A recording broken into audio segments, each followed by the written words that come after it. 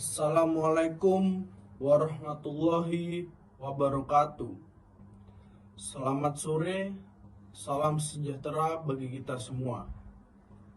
Perkenalkan, nama saya Fikri Adiasa Rosidin, peserta PPPJ Angkatan 79 Gelombang 2 kelas 15. Pada sore hari ini saya akan mempresentasikan terkait dengan gebrakan hukuman mati oleh kejaksaan guna memberantas tindak pidana korupsi.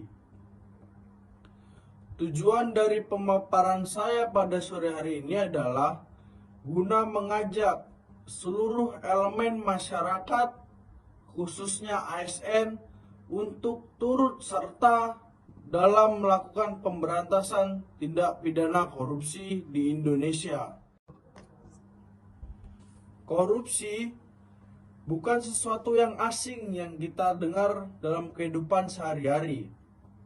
Hal itu terbukti dari berbagai media massa hampir setiap hari menginformasikan kepada kita terkait praktik-praktik tindak pidana korupsi yang terjadi di Indonesia. Korupsi di Indonesia telah terjadi semenjak zaman pemerintahan Presiden Insinyur Soekarno. Sebut saja Yusuf Muda Dalam, Menteri Bank Sentral, yang juga pada saat itu menjabat sebagai Bank Gubernur Indonesia. Berbicara lebih lanjut mengenai korupsi. Korupsi merupakan masalah global yang dapat merusak struktur pemerintahan dan menjadi penghambat jalannya pembangunan. Oleh karena itu, korupsi merupakan hal yang paling utama yang harus kita berantas secara bersama-sama. Dalam melakukan upaya pemberantasan tindak pidana korupsi di Indonesia, kejaksaan merupakan suatu lembaga yang diberi kewenangan untuk bertindak selaku penuntut umum sekaligus sebagai pelaksana putusan pengadilan berdasarkan undang-undang. Dengan begitu, kejaksaan diharapkan dapat berperan aktif untuk turut serta dalam melakukan pemberantasan tindak pidana korupsi di Indonesia.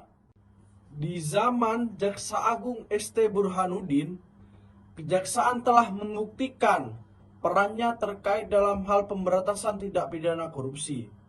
Hal itu dibuktikan dengan pengungkapan kasus-kasus besar seperti kasus Jiwasraya dan kasus PT Asabri. Tidak cukup sampai di situ saja. Menjelang 3 hari peringatan anti korupsi sedunia, Jaksa Agung Republik Indonesia ST Burhanuddin mengeluarkan gebrakan hukuman mati terhadap para koruptor. Hal itu cukup membuktikan kesungguhan Jaksa Agung Republik Indonesia dalam melakukan pemberantasan tindak pidana korupsi di Indonesia. Hukuman mati telah diterapkan oleh Kejaksaan Agung Republik Indonesia dalam menuntut Heru Hidayat.